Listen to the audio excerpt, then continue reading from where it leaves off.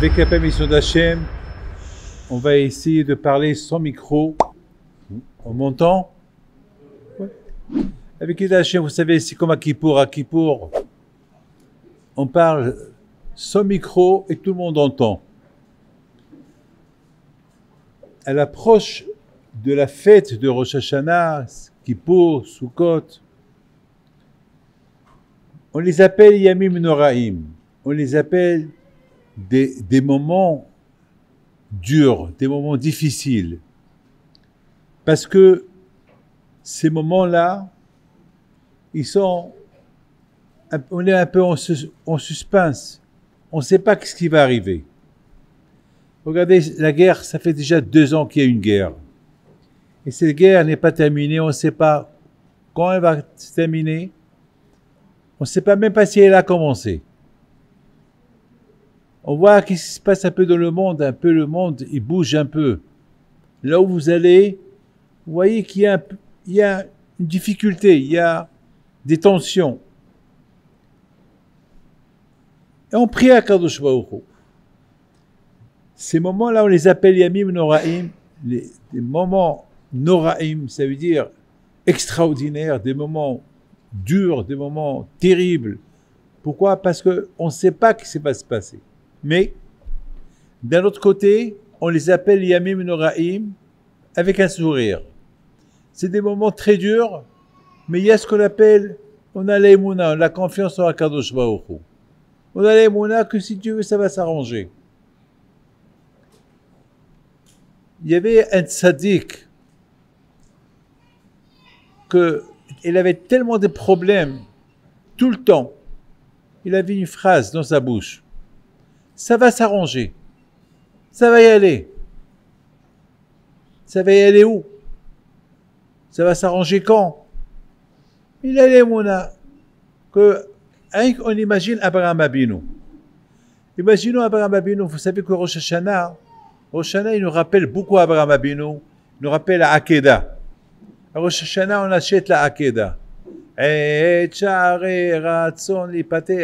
Tout le monde veut acheter la Akedah, l'ouverture du Echad de la Akedah.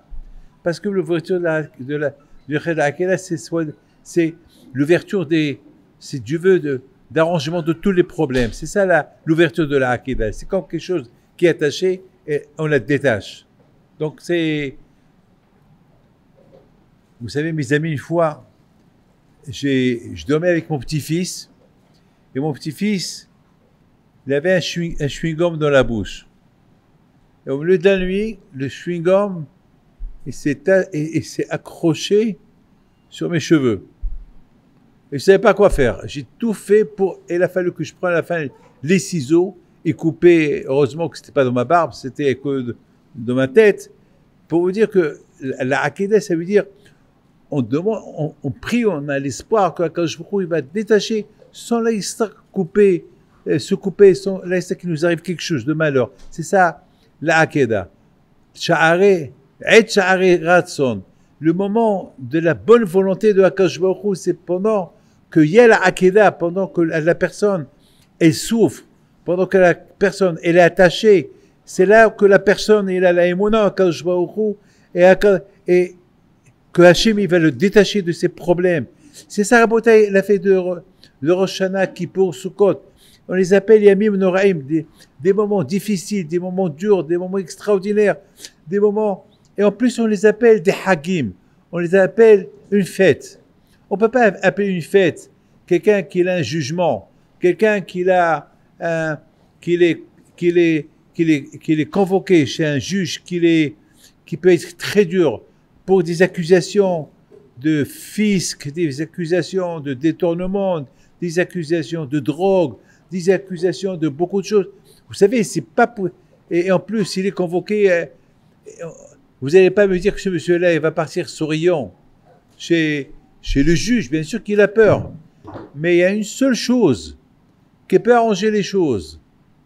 Que lorsqu'on sait que ce juge-là, il est gentil, il est émette, il comprend, il est compréhensible, il n'est pas méchant, il est bon, il n'est pas coléreux, il ne va pas venir te juger lorsqu'il est en mauvaise humeur. Non. Alors ça, ça nous donne un peu l'espoir. Rabotai, c'est ça. וביום שמחתכם ומועדיכם ובראשי חודשכם תקעתם בחצוצרות על עולותיכם ואזבחי שלמיכם. À Rosh Hashanah, on prie à Kadosh Baruch Hu, que Kadosh Baruch Hu soit souriant avec nous, que Kadosh Baruch Hu soit détendu avec nous. On a l'aïmouna que ça va se passer comme ça. Eid Sha'arei Ratzon. Pour nous, c'est des moments extraordinaires, des moments de plaisir, c'est des moments bien. On l'appelle Ubiom Simchatchem, Ubmoadechem. Le jour de votre joie. Comment? Le jour de mon jugement. Tu appelles ça le jour de ma joie? Oui. Akadosh Baruch Hu, il te dit, tu peux être content le jour de ton jugement, le jour que je vais te juger à Rosh Hashanah, tu peux être heureux, tu es content, tu peux être content parce que je vais bien te juger. Donc déjà, on a, Hachem nous avance déjà un sourire. Vous imaginez, vous arrivez, que Dieu vous en préserve. Et avec, je vous donne un exemple. On arrive devant un juge et lorsqu'on rentre, le juge il nous fait un sourire. Alors déjà, on est détendu. Oh là là, il me fait un sourire. Ça veut dire que ça va bien marcher. Et avec Hachem, ça marche comme ça. C'est pour ça la fête de Rosh Hashanah, c'est une fête de joie.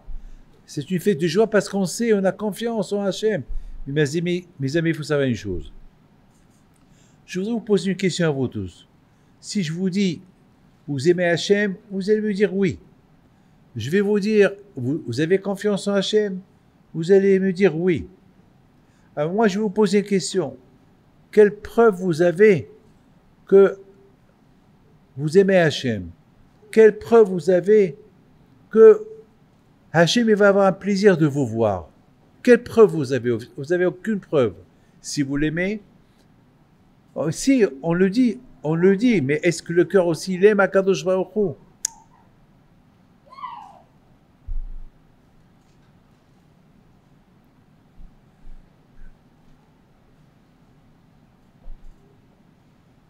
La réponse, elle est, pour savoir est-ce qu'on aime Akadosh Baruch Hu, il faut écouter l'histoire de Rabbi Akiba.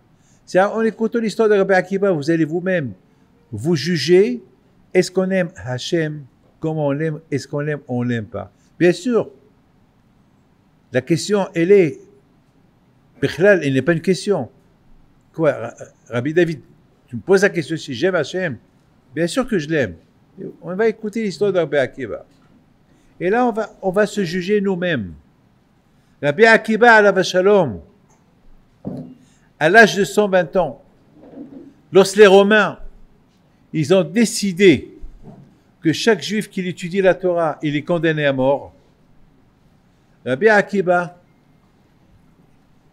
il n'a pas arrêté d'enseigner la Torah à Am Israël. Il n'a pas arrêté. Rabbi Akiba, il a été arrêté par les Romains. Et Rabbi Akiba, c'était le symbole du judaïsme. On l'appelle le Moshe Rabbeinu de l'époque.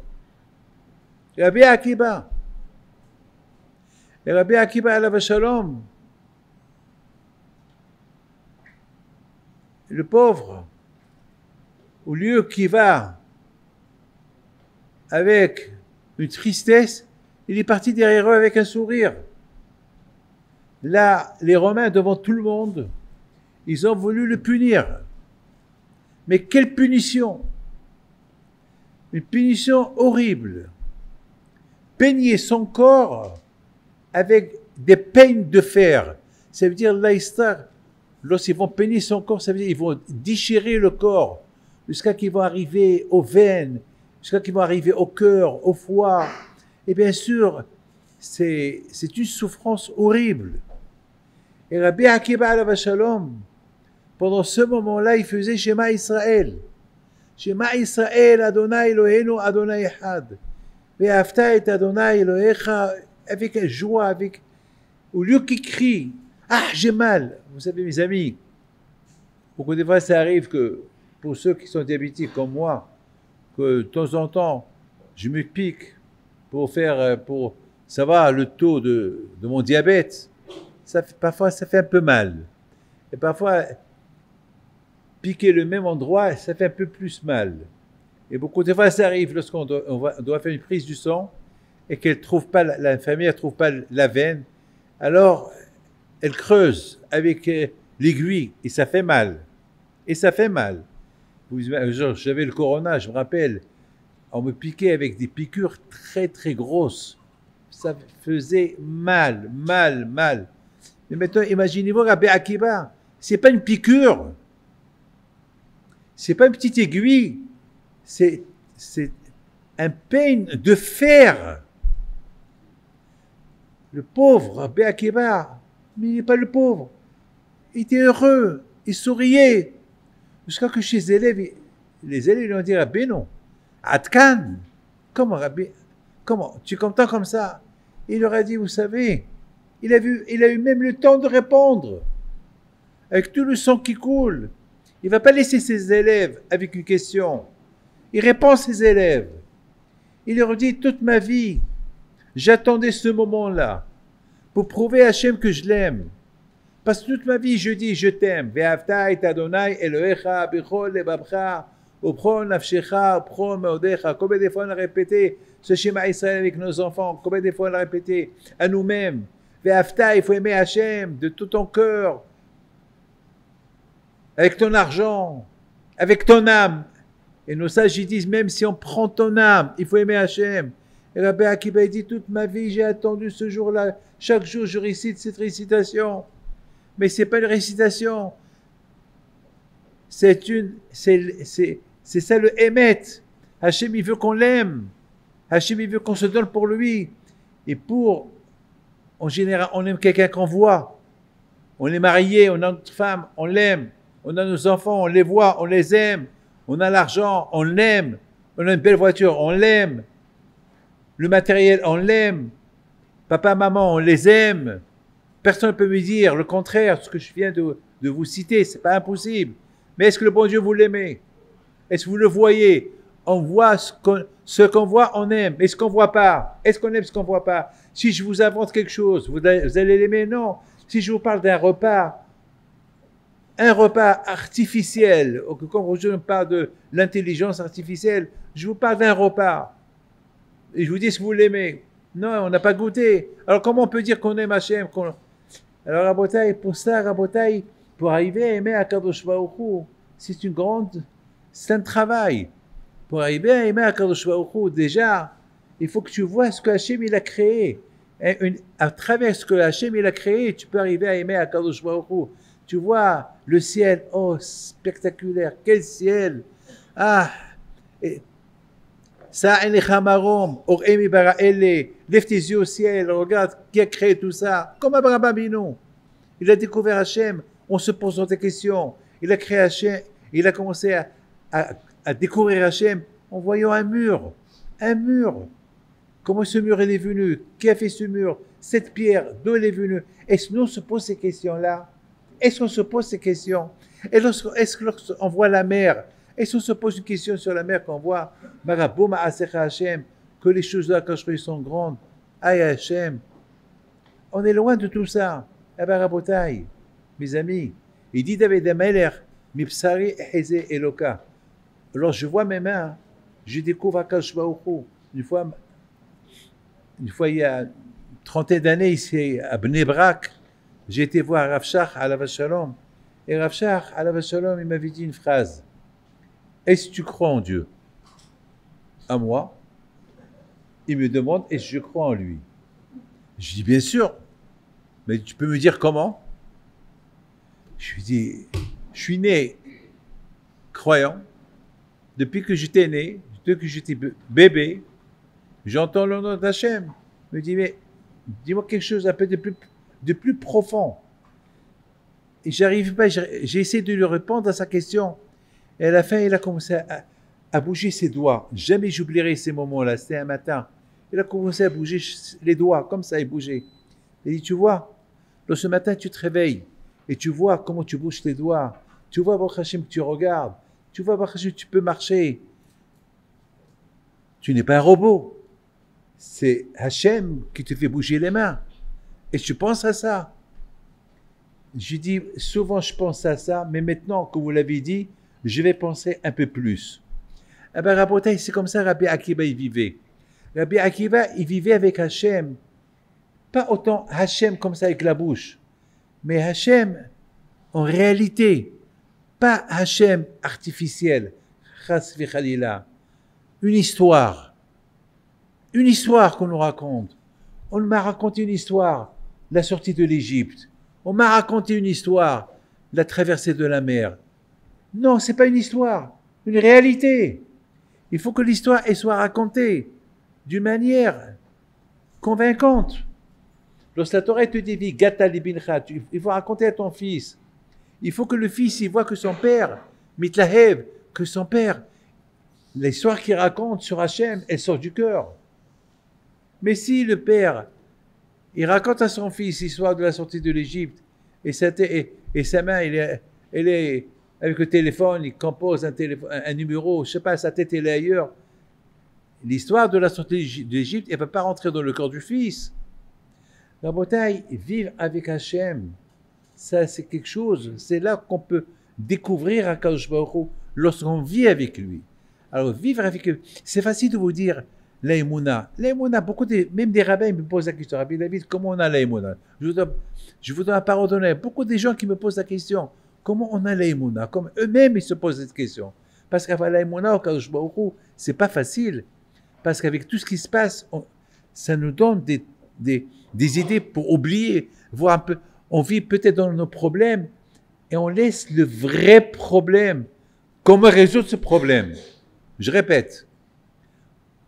On vit dans les problèmes, on s'habitue aux problèmes, mais on ne pense pas comment résoudre ce problème. Comment résoudre ce problème? Il y a un sigoula. Il y a une sigoula. Vous avez une sigoula d'Aparnassa, il y a beaucoup de sigoulottes. Il y a aussi la sigoula de la Emouna.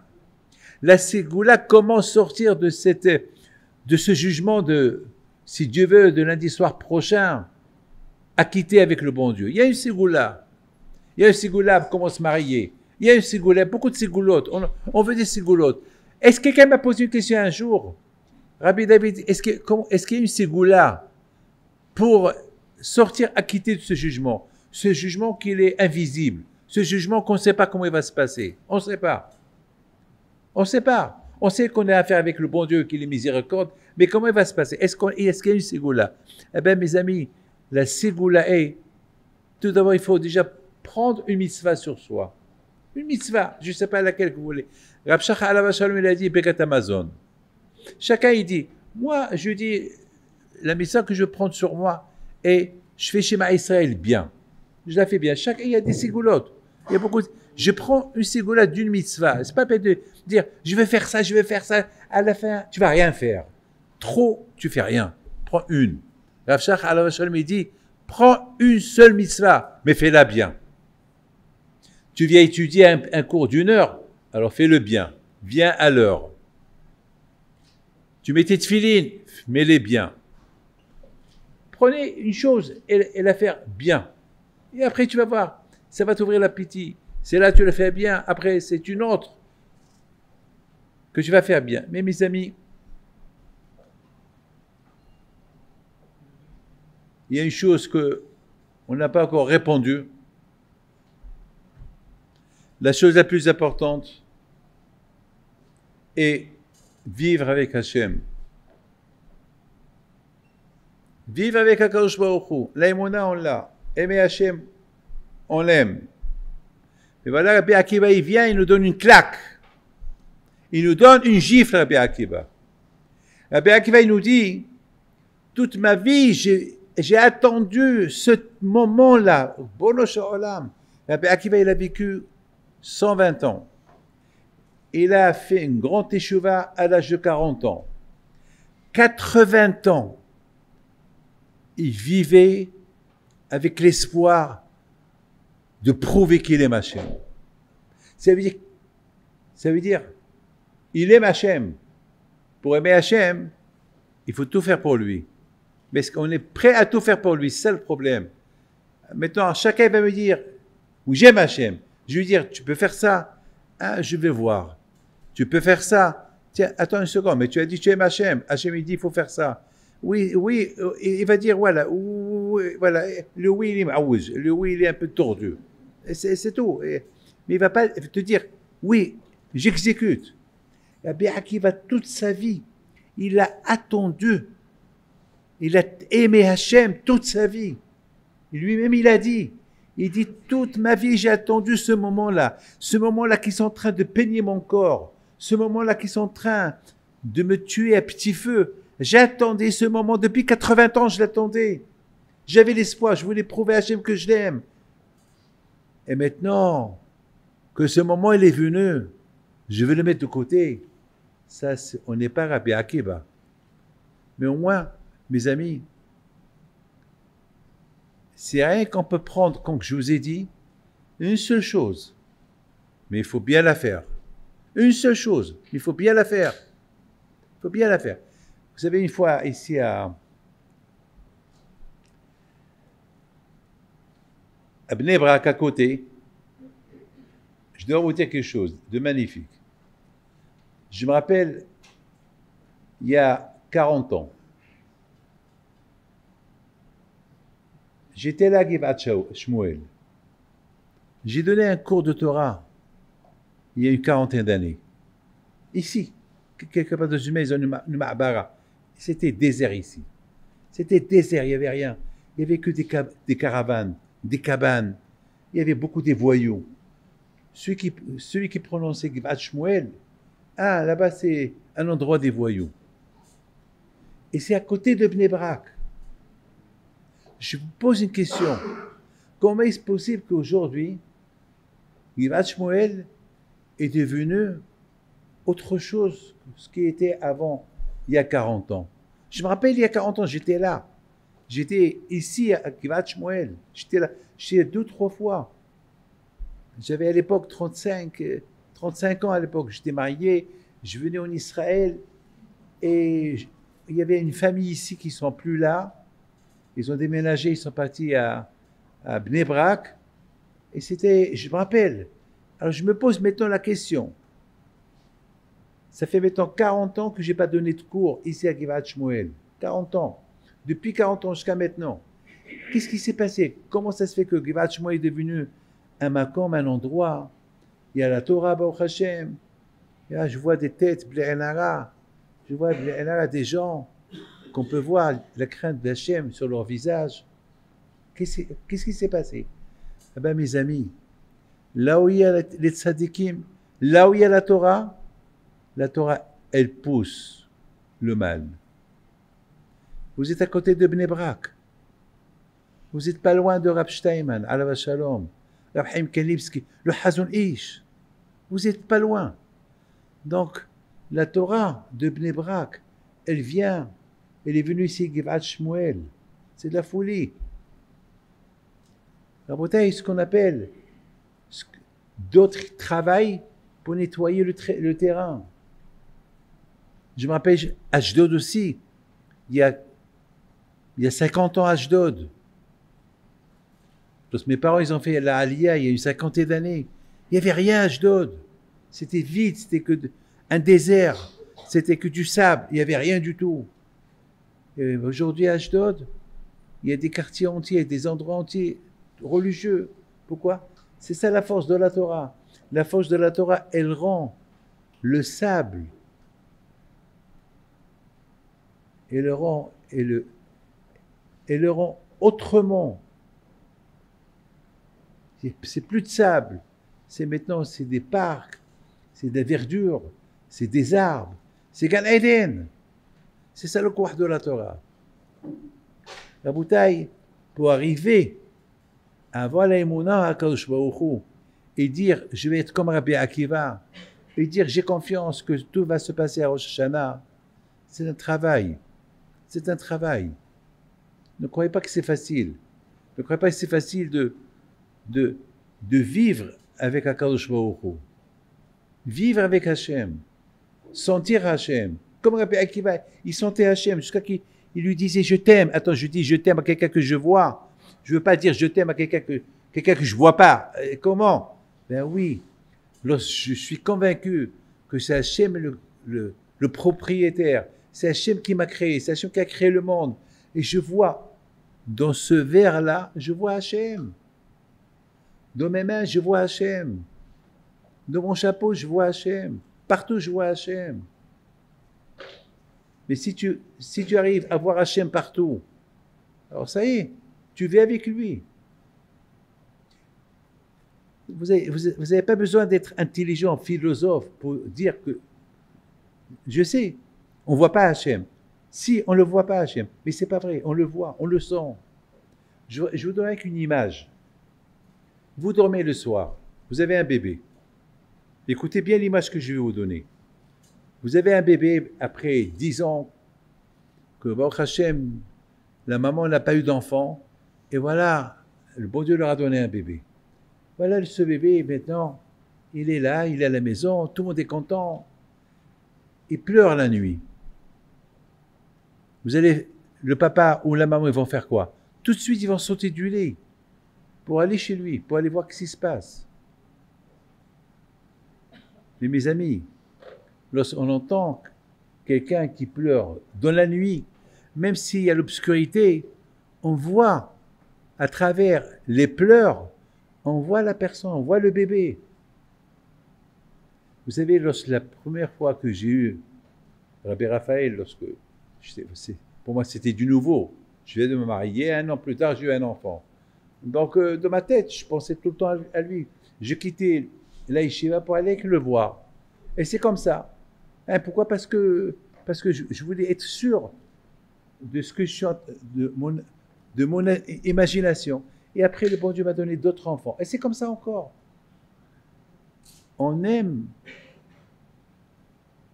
et on reconnaît à travers la voix, même dans l'obscurité, même dans l'invisibilité qu'on ne peut pas voir Hachem, on peut le sentir. Pourquoi? Parce qu'il y a un contact entre nous et lui déjà, à travers la Neshama. La Neshama, personne ne la voit. Lorsque j'ai ma mère, avant de quitter ce monde, j'étais dans sa chambre. J'étais dans sa chambre. Il y avait Rabbi Yoel, mon fils, Rabbi Michael. Les deux, on était à côté de maman et on la voyait en train de s'éteindre. Et dans cette chambre-là, il y avait une seule chose. Moi, mes enfants, de ma tête, je voyais Hachem. Hachem.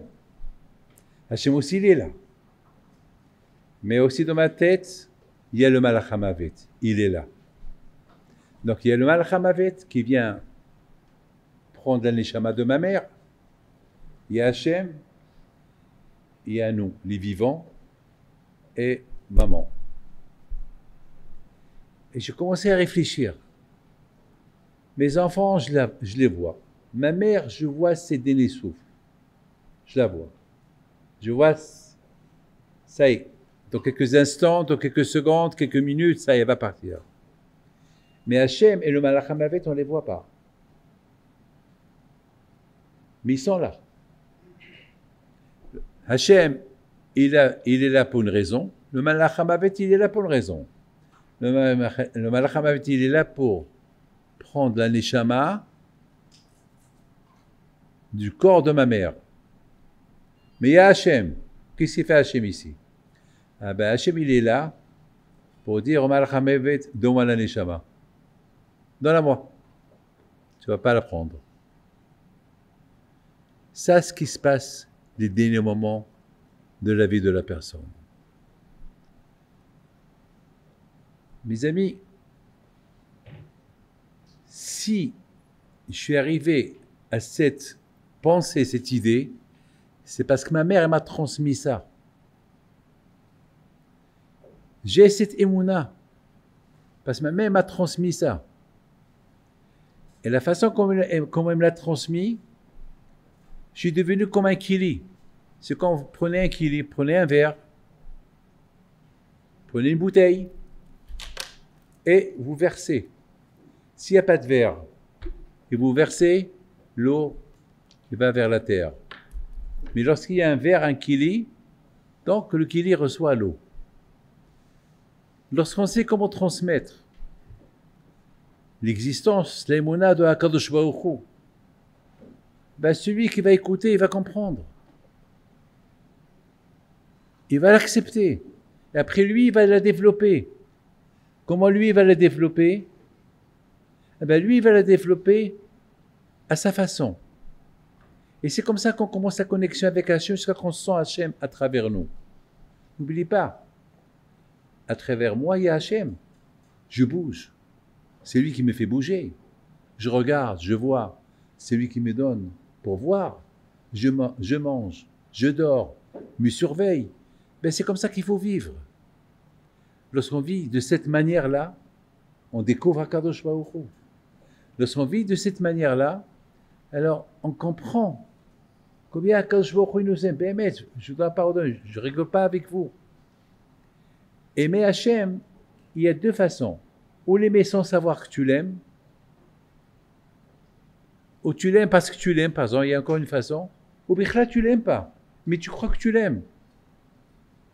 Il faut arriver à aimer Akadosh Baruch Hu avec ta bouche et avec ton cœur.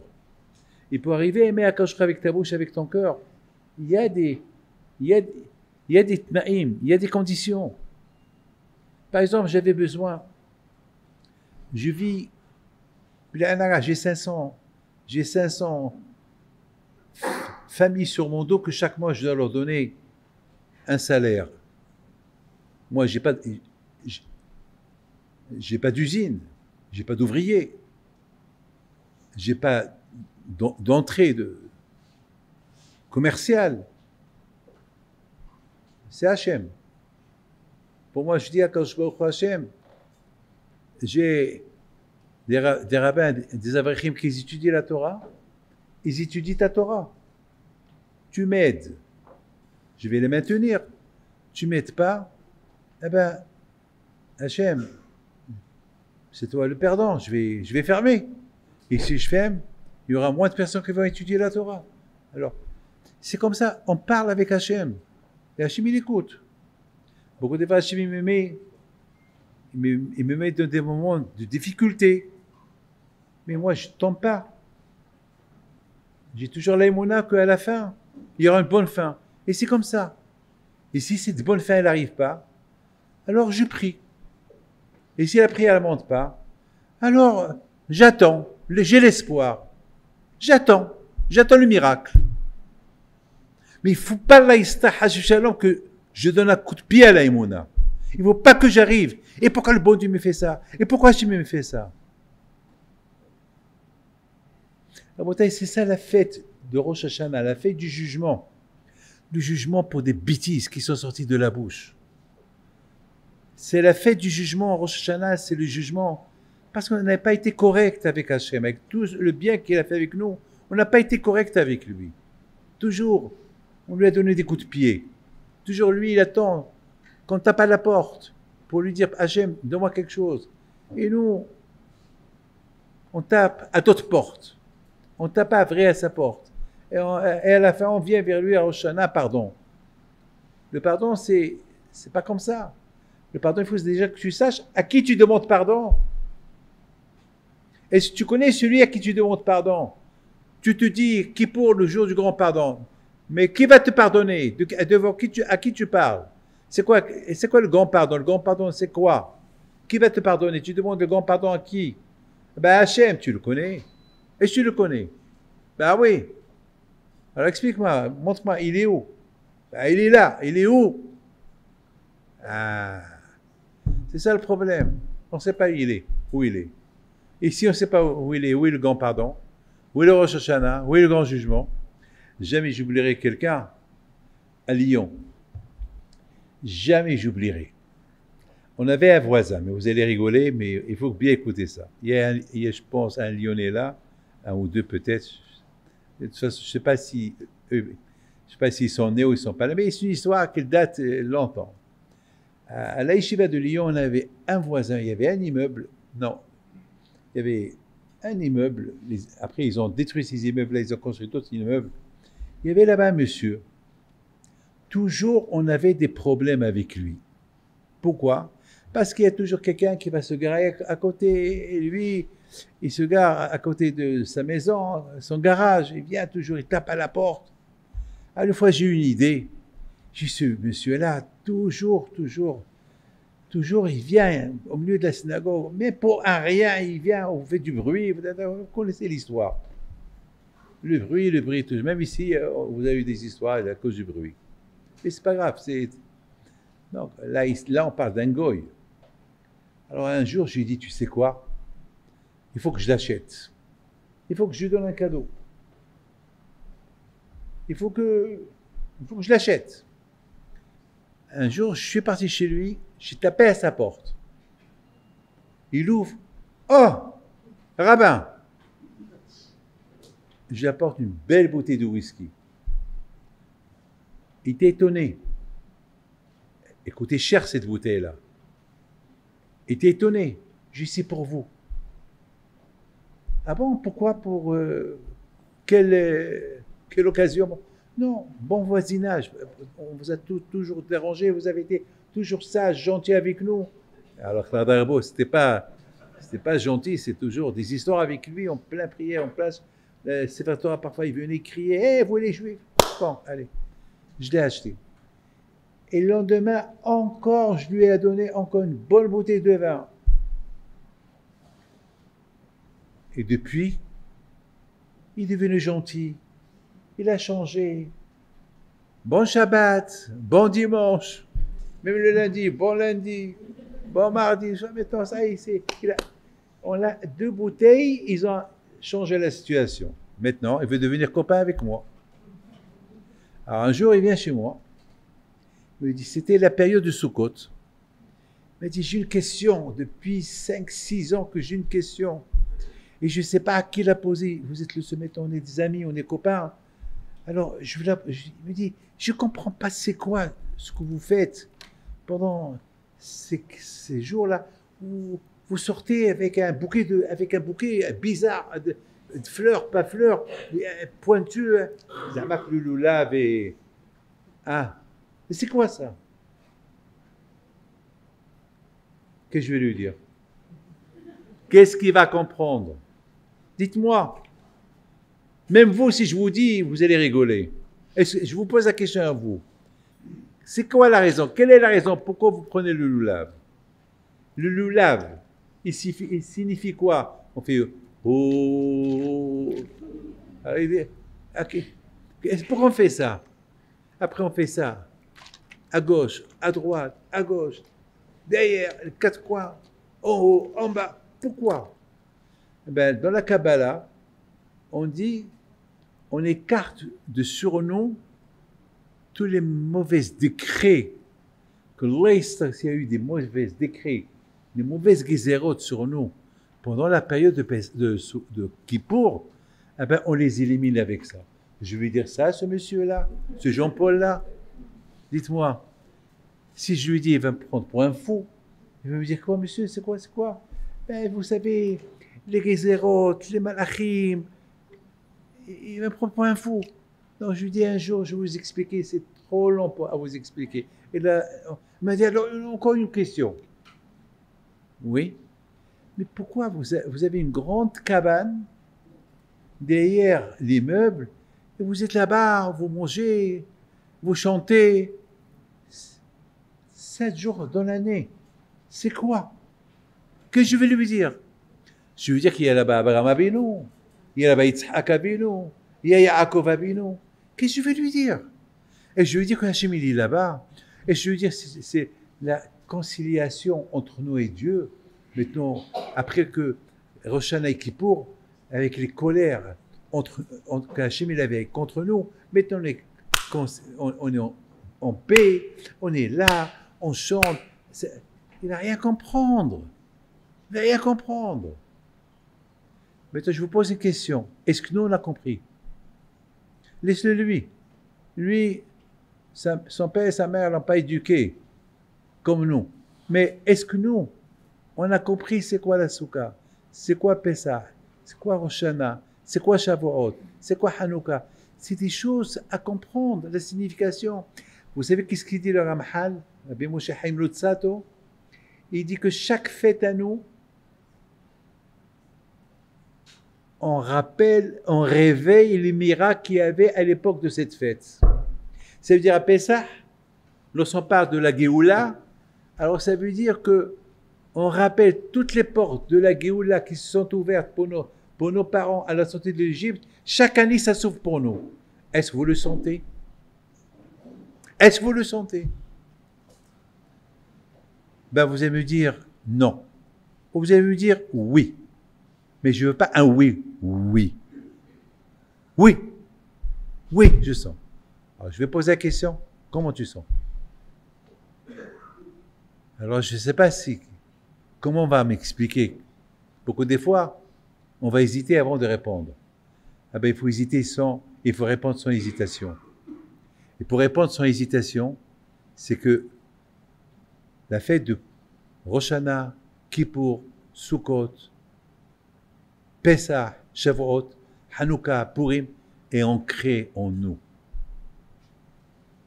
Ça veut dire que moi, David Pinto, c'est ancré en moi qu'à Rosh Hashanah, tout va bien se passer.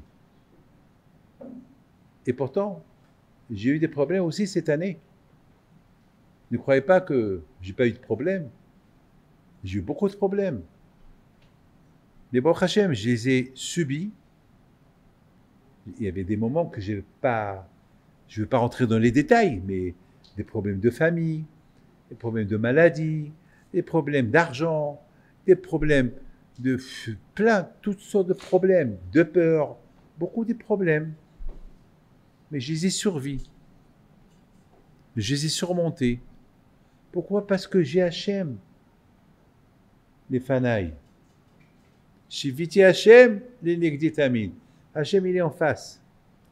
Lorsque tu vois Hachem en face, il n'y a que Hachem qui est en face de toi, tu n'as pas peur. Tu n'as pas peur. Il faut la conviction que Hachem, il est bon. Mais cette conviction qu'Hachem, il est bon, il faut le connaître.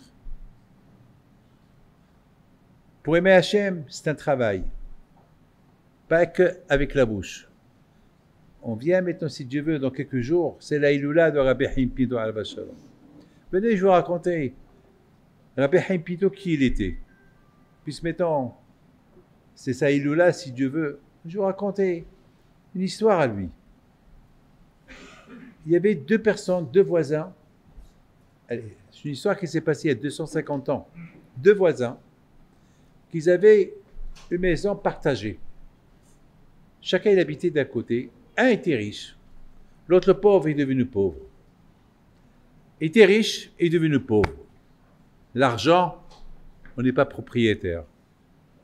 On n'est pas propriétaire de la vie. On n'est pas propriétaire des enfants. On n'est propriétaire à rien. On est venu avec rien, on part avec rien. Et tout ce qu'on a, c'est rien qu'un prêt. Même nos enfants, c'est un prêt. Ce ne sont pas les miennes. C'est un prêt, Shaoul. Un prêt, Hachem, Picadon, hey, tu me gardes ça, tu me gardes ce Moshe, tu me gardes ce Raphaël, tu me gardes ce Michael, tu me les gardes, c'est tout. C'est pas... Je les garde, mais c'est pas à moi. D'ailleurs, le corps, c'est pas... Rien n'est à moi. Mais moi, je ne suis pas à moi. Mais moi, je ne suis pas à moi-même. Quoi? Je suis rien. Et je peux me garantir quelque chose, alors si je peux rien me garantir, donc même moi, je ne m'appartiens pas. J'ai un nom, c'est tout. J'ai un nom. Mais Rabbi Haim Pinto alav shalom, il reçoit ces deux personnes. Qu'est-ce qui se passe entre eux? Il y a le riche qui dit, Rabbi, ce pauvre, il a perdu son argent et je lui ai prêté beaucoup d'argent et il a mis sa maison en garantie. Et voilà, j'ai des papiers signés et je veux qu'il me rende ma maison. Le pauvre, il dit à Rabbi Haim Pinto, c'est un menteur. Ce papier, il est faux. Et les témoins, ils sont faux. Je lui ai rien donné. J'ai rien prêté de chez lui. C'est un menteur. C'est que maintenant, il est riche. Moi, je suis pauvre. Alors, il est en train de... À l'époque, il n'y avait que des papiers comme ça, écrits à la main. Comme ça, j'ai beaucoup des papiers de Rabbi Haim Pinto. Jusqu'à maintenant, je les ai, grâce à Dieu. C'est des papiers d'héritage, des papiers... Rabbi Haim Pinto alav shalom le grand, il avait des terrains à Essaouira. Et j'ai ces papiers. Ces terrains-là, On sait où ils sont. Mais Rabbi Haim Pinto, il a dit, il ne faut jamais les acheter. Ça, c'est une autre histoire, je ne peux pas vous raconter. Pardon, il ne faut jamais les vendre. Donc, on a du bien immobilier à Essaouira, qui appartenait à Rabbi Haim Pinto le Grand, qui appartenait aussi à Rabbi Yehuda Pinto, et qui appartenaient aussi à Rabbi Haim Pinto, mon grand-père, et qui appartenaient à mon père. Et j'ai les papiers, j'ai tous les papiers, je peux les vendre. Mais on a une tsaba, on a un testament de Rabbi Haim Pinto, il ne faut rien vendre. Vous laissez. Vous savez qu'est-ce que j'ai fait à la mort de mon oncle, il y a à peu près 50 ans. J'ai pris tous ces papiers, je suis parti au consistoire de Casablanca avec les rabbanim, les dayanim de l'époque, et j'aurais dit, voilà, ce bien immobilier de Rabbi Haim Pinto, voilà, je vous le donne. Il y avait mon oncle qui était vivant, et c'est lui qui a signé. Je vous les donne. On ne peut pas les vendre. Maintenant, ça c'est Rabbi Haim Pinto. Maintenant, on a deux personnes. À l'époque, c'est tu prends deux témoins, un rabbin, et tu vends. Aujourd'hui, il faut aller prendre un avocat, il faut prendre le notaire. À l'époque, non, c'était pas comme ça. Donc j'ai plein de papiers comme ça. J'ai gardé combien de souvenirs et je me régale. Rabbi Haim Pinto, il était millionnaire, il a tout laissé. Il nous a dit, il a dit à ses enfants, il y a Hachem. Maintenant, Rabbi Haim Pinto, il les regarde tous les deux, il voit le papier, il ne sait pas quoi faire. Il les regarde, il leur dit, vous savez quoi? Ce papier-là, on va le laisser au Echal, l'arche de la Torah. Le Echal, à côté des Sfarim. Et demain, on va venir. Et on va prendre des papiers.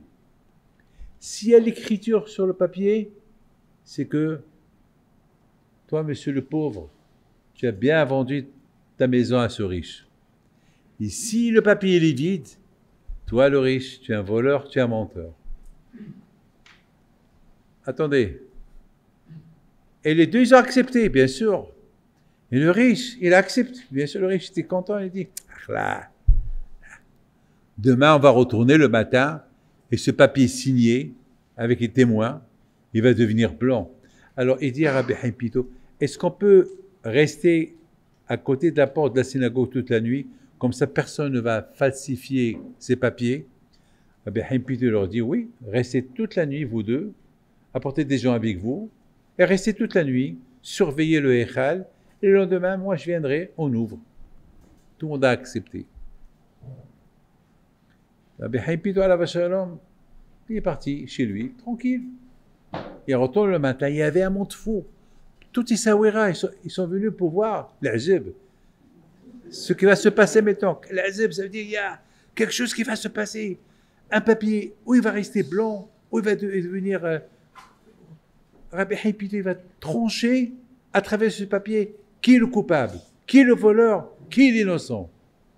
Le voleur, c'est le papier, il est vide, il est blanc, halak, lavano. Ici, il y a l'écriture, le papier qu'il a, le pauvre, que lui aussi il a laissé là-bas, que c'est sa maison, c'est son cadavre, c'est son rigide, c'est sa maison. Tout le monde est venu. Rabbi Haim Pinto, il ouvre le Echal, il prend le papier devant tout le monde, il ouvre, il regarde le voleur. Tu vois le voleur? Tu es un rachat. Il est blanc. C'est toi qui as écrit un faux témoignage. Il regarde les deux témoins. Vous, les deux témoins, ou vous dites la vérité, ou là-bas vous allez crever, vous allez mourir. Haram, haram, haram, hatati, abiti, pashati. Et il nous a donné de l'argent pour signer ce papier. Comment Rabbi Haim Pinto alav shalom est arrivé à faire une chose pareille? C'est parce qu'il vit avec Hachem. Vous allez me dire, Eh bien, c'est Rabbi Haim Pinto. C'est pas nous. C'est une erreur. Chacun de vous ici, c'est un Rabbi Yaakov Behzera. Chacun de vous ici, c'est un Rabbi Haim Pinto. Chacun de vous ici, c'est un Elion Navi. Chacun de vous ici, il a un potentiel, il a. Mais il faut un travail, c'est tout. Rosh Hashanah, il approche. C'est extraordinaire. Est-ce qu'on est convaincu que Rosh Hashanah, on est jugé? Ah, parce qu'on mange de la pomme et du miel, et parce qu'il y a la tête du poisson, ou le poisson, la tête du mouton, ou les grenades, ou les dattes. C'est pas ça la fête. La fête, c'est pas le couscous. La fête, c'est pas la tête de l'agneau. La fête,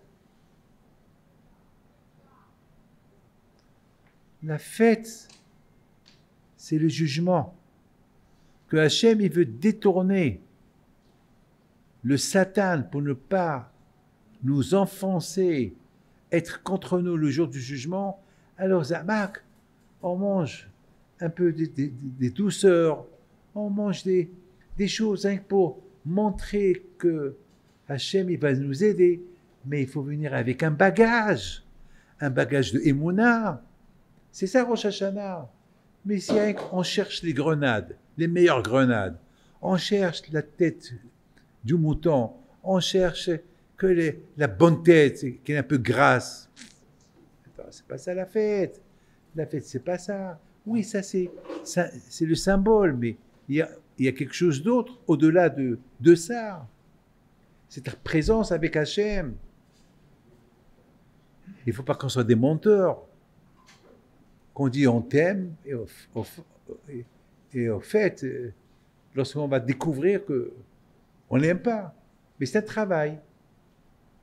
Parce que tout le temps on dit Baruch Hashem, on embrasse la mezouza, on ne s'énerve pas, on ne casse pas en s'énervant, on ne déchire pas en s'énervant, on parle gentiment au mari, à la femme.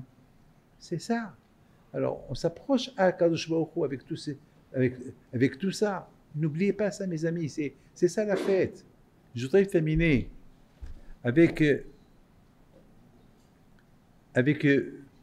une phrase que beaucoup des fois on entend.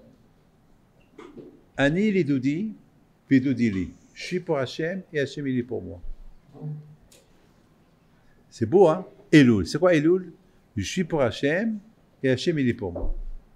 C'est beau. C'est mes souvenirs d'Issaouira. Et David, jamais j'oublierai les Rosh Hashanah Issaouira au Maroc. Jamais j'oublierai comment j'ai découvert Hachem. Vous savez, j'ai étudié à la Yeshiva. Et la Yeshiva, là-bas, on ne parle pas des tzadikim. Là-bas, on parle que Gemara. On parle d'Abraham, Yitzhak, Yaakov. Gemara. Et le Talmud, les halachot. Mais les tzadikim, Baal Shem Tov, tout ça, ne parlez pas. À la Yeshiva, on ne nous a pas trop donné l'aïmouna des tzadikim. Maintenant, à l'âge de 22 ans, je suis parti au Maroc. Déjà, mes parents, ils ont fait la Aliyah en Israël. Je suis parti les voir. Et après, j'ai dit, tiens, je vais aller voir le Maroc. J'ai quitté le Maroc à l'âge de 10 ans. Et après, je suis retourné au Maroc à l'âge de 16 ans. Et après, j'ai quitté encore le Maroc. Depuis, je ne l'ai pas vu. Je vais aller le voir. Et j'avais avec moi à peu près $1000. C'est $1000 que mon père il m'a donné. Ma mère, pas mon père, c'est ma mère. Toujours avec ma mère, je m'arrangeais. C'est pour ça que j'adore ma mère, parce que toujours il me donnait ce que mon père ne me donnait pas. Et voilà ma mère. Elle me dit, la bibesque, voilà. Je t'ai gardé. Alors j'ai dit, tiens, je vais aller au Maroc, je vais aller voir Essaouira, chez Rabbi Haim Pinto. Depuis l'âge de 10 ans, je n'ai pas pèleriné Rabbi Haim Pinto.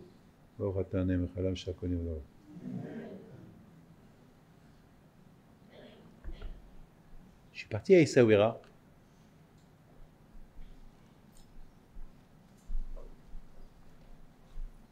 J'ai vu le cimetière dans un désastre. presque tout détruit. Les tombes, on ne les voyait pas. J'ai eu de la peine. Déjà, la ville était vide, il n'y avait pas de juifs. Je me suis dit, bon, j'ai parlé avec le gardien. Je lui ai dit, Hassan, est-ce qu'on peut nettoyer un peu le cimetière? Il me dit, on peut apporter 9 personnes, 10 personnes, 20 personnes. Les ouvriers, ça ne manque pas. Mais c'est comme $100 la journée. $100 la journée. J'ai $1000. Bon. J'ai dit, écoute, à cette époque, je fumais. Et à cette époque, non, je ne fume plus. Et à cette époque, je fumais. Hier, je me suis battu avec un homme qui fume Leicester. Chez Michmore. Il pue les cigarettes. Il fume l'une après l'autre. Combien de fois, je lui dis arrête. J'ai dit, moi aussi j'ai arrêté. Tu peux t'arrêter comme moi. Il a dit, Rabbi David, moi je suis pas toi.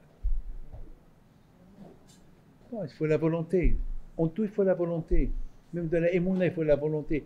Il faut la volonté pour sentir Hachem. Il faut la volonté, il faut vouloir. Le Sahara est très fort. Dès que le Sahara, il voit que tu commences à t'intéresser à Hachem, il essaie de... Allez, un téléphone qui sonne. Allô? Mais c'est qui a l'appareil? C'est le Yetzer. C'est le Sahara. C'est lui. C'est vrai, c'est ton père au téléphone. C'est ta mère. C'est ton copain. Je ne sais pas quoi. Mais avec ce téléphone, il y a le Sahara.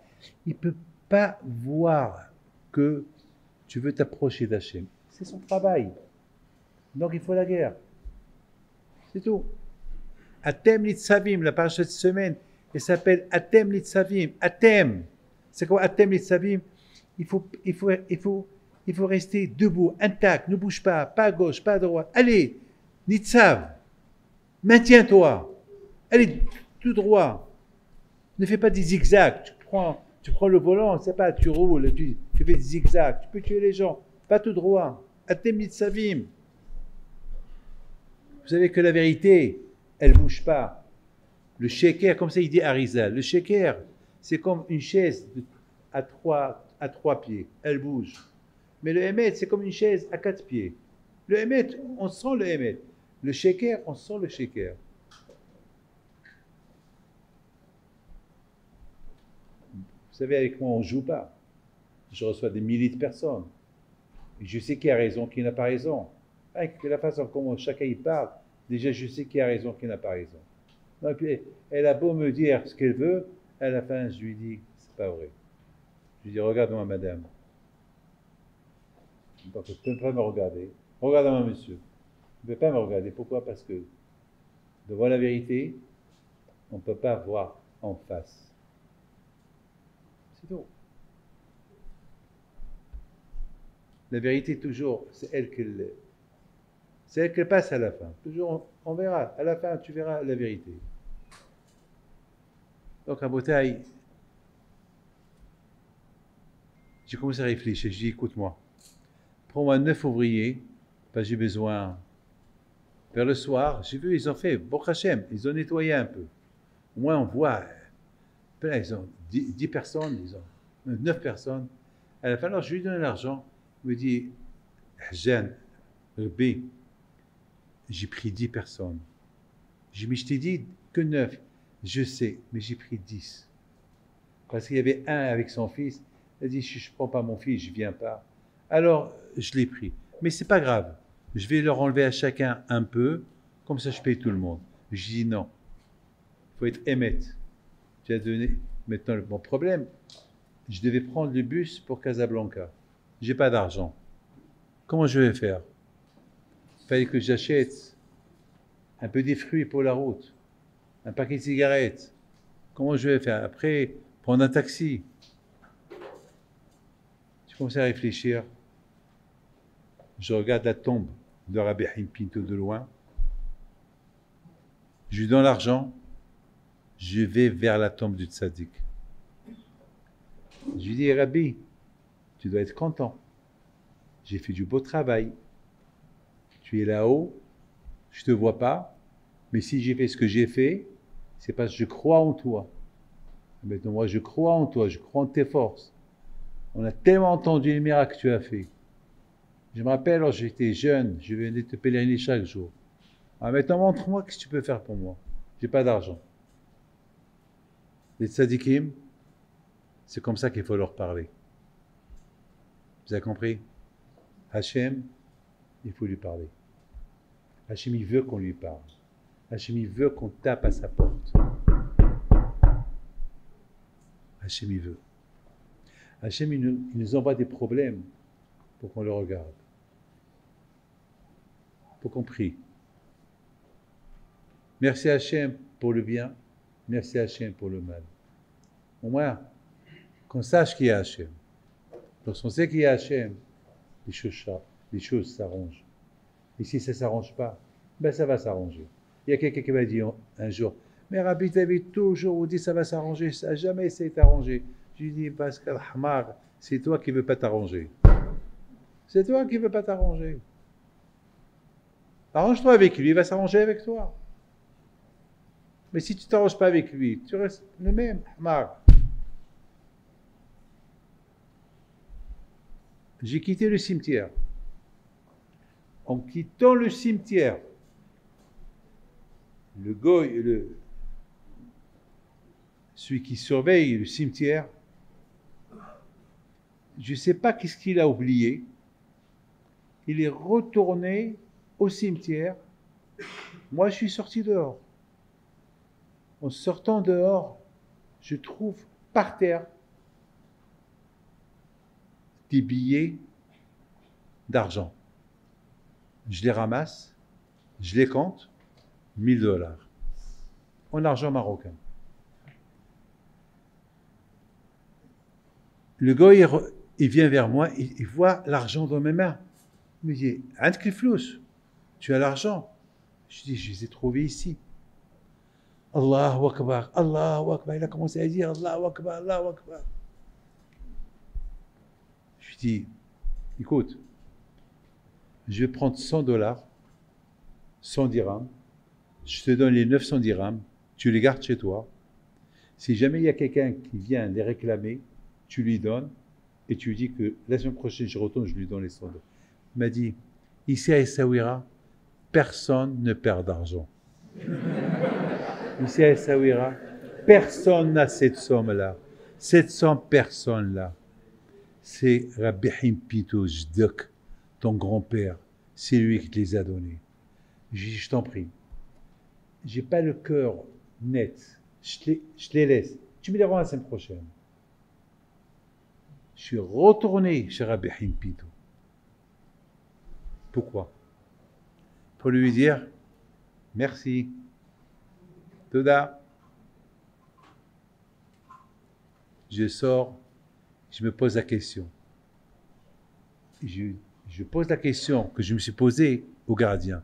Pourquoi tu es retourné encore à l'intérieur? Pourquoi tu es retourné encore à l'intérieur? Tu étais avec moi à la porte et tu es retourné. Il m'a dit, oh là, je ne sais pas, je ne sais pas. Je suis retourné comme ça, sans savoir pourquoi.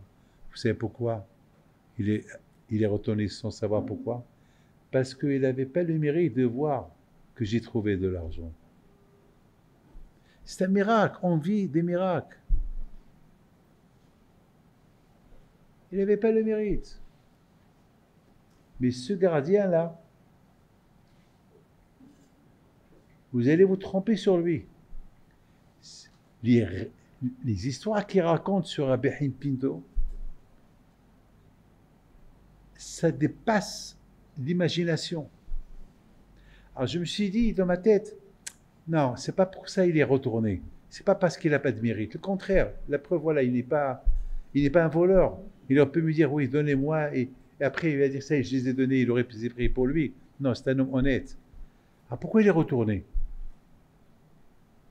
Alors je lui ai posé la question, Hassan, pourquoi tu es retourné encore au cimetière? La deuxième fois. Il me dit, je ne sais pas pourquoi. Je dis, non, pourquoi? Il m'a dit, parce que J'ai mis mes mains dans ma poche et je vois que j'ai de l'argent dans ma poche. Et je ne sais pas d'où cet argent il vient. Je la regarde. Il me dit, j'ai peur de regarder. Parce que je n'avais pas d'argent avant. J'ai peur. J'ai dit, écoute-moi, je suis à côté de toi, je veux voir. Il m'a dit, j'ai peur. Je lui ai dit, prends, je veux voir. Voilà, je suis avec toi. Voilà, moi je suis ici avec toi. Allez, les deux, on va voir ce qui se passe. Qu'est-ce que tu as dans la poche? Il met ses mains dans sa poche. Il y avait de l'argent. Compte-les. $1000. C'est-à-dire que Rabbi Himpido nous a envoyé $2000. $1000 pour moi, $1000 pour lui. À qui je vais raconter ça? À des fous. Ben vous êtes des fous. Non. Parce qu'on a la Emouna. Il faut sentir Hachem comme ça. Vivre avec Hachem comme ça. Ah ben Hachem. Ben Hachem vous protège. Si vous avez le temps, si Dieu veut, vous pouvez écrire votre nom et les noms de vos enfants, vous les donnez à